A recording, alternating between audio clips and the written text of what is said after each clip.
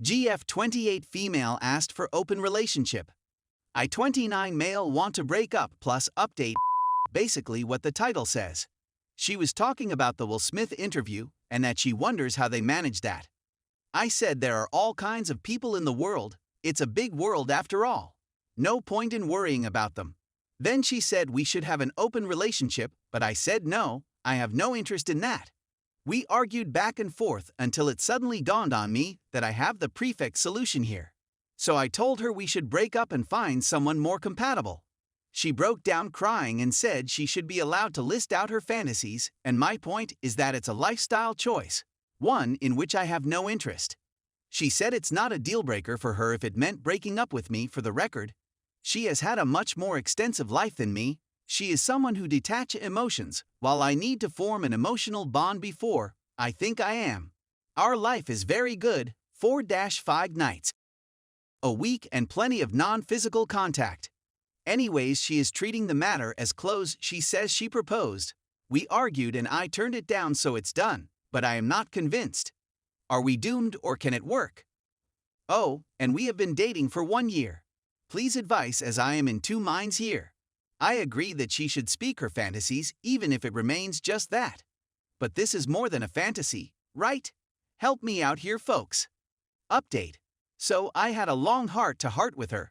I started with asking if it was a deal breaker for her. She said absolutely not. Then I asked why was she debating it, and she said that she was only trying to win the argument in the moment. She never thought I would actually utter the words breakup. That's why she cried, because in her mind we were just having a spirited discussion like we have all the time on topics like coal vs renewable energy, electric cars vs hydrogen cars, vegans vs non-vegans, atheism vs religion vs spiritualism, Tony Stark vs Bruce Wayne, and so on and so forth. It's true, we have a lot of these discussions. It's one of our favorite pastime. And she said when you suddenly brought up breakup, I was like, where did this come from? She also agreed that her crying was a bit immature and childish, but she was hurt that I even thought about breaking up, but it was definitely not manipulative. And she said I should expect her to cry in future arguments too. Then we discussed about the open relationship topic, and she said for her emotional intimacy is of more importance than physical intimacy. She also said that her deal breaker would be if I have an emotional affair that she can't get past. I asked if she wants to have with someone else than me, and she said only if you agree. I said well, in that case I will feel guilty that I am stopping you from enjoying your life. And she asked well, should she also feel guilty that we only go to restaurants which have a good vegan venue because she is vegan and I am not? Am I stopping you from living your life, or do you do it because you are an adult who makes his own decisions and you love me? So please trust me when I say that I will be perfectly happy having with just you as long as you don't neglect my needs, which you don't. In fact, I am having the time of my life right now, both physically and emotionally. So if you want to break up, then go ahead. I would you rather not. But I am having all my needs met by you and I plan on being in a relationship with you. I asked what if we get married and stay together for the next 50 years? Will you be okay with that? She said, well, if we get married and our marriage breaks down for any reason, I can assure you that it won't be because of infidelity. But we should also be secure enough that I tell you, see that guy/girl, I would like to equals, and you tell me yet not happening. I pout, then we move on secure in the knowledge that we trust each other enough to not hurt our marriage. Can you trust me now that you know I am capable of having these feelings? If you say yes, then I will trust you, so likewise I hope you trust me when I say I am perfectly happy not having with people outside of our relationship. It was an emotionally charged conversation, and she was hurt by my actions yesterday, but also understood why I had such a strong reaction. So now we are putting it in the same bin where we keep our other arguments, close the lid and move on till we find our next topic. And yes, I love her very much, enough to marry her, and I know she loves, or rather adores me. Thank you for everyone who commented and gave advice.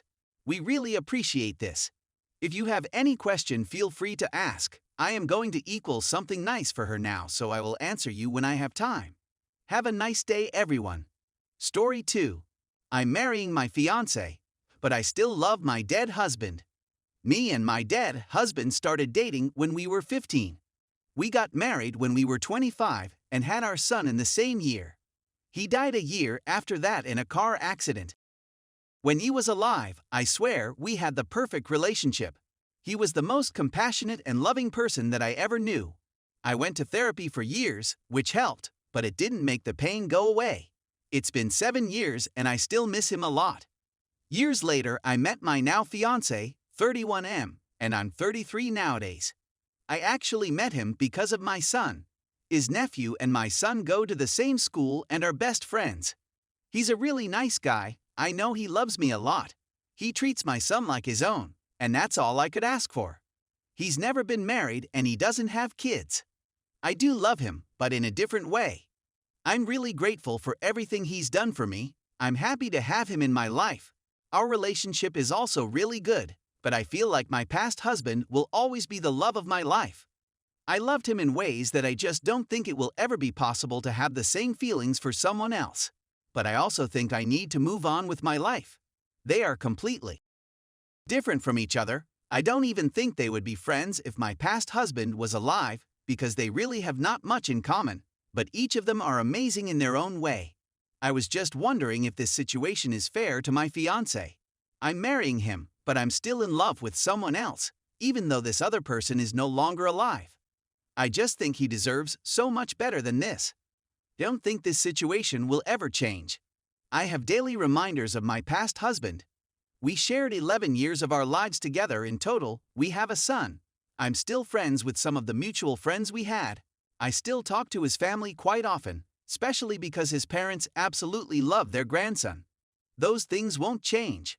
When I talk about those things or when I get overwhelmed by them, my fiancé just listens. He doesn't get jealous or anything, but I can tell it's not his favorite topic. I'm just not sure about what to do about this. Last night I had a dream about my past husband, which has been a constant thing lately, and I can't stop thinking about him and this whole situation. Story 3. Is this normal behavior for a man? So I feel absolutely ing ridiculous for posting this question, but I am at a loss and I need a general consensus. Is it normal for a man to rearrange his jump so that it's smashed lower in too tight-fitting pants? To me, it's almost as if he's trying to have it show more. He says that every man makes pants more comfortable when they put them on. Okay, but why smash things to the bottom right of the seams? Why shove it all down like that? He says it's what men with big penises do. I'm not even going to comment on that statement. I tried to ask him as that was about as he got ready to leave this morning. He got weird, and of course that turned into him saying it's a me problem. I guess I just need to know that I'm not silly, and I'm seeing him for exactly what he is. It's almost as if he can't help himself.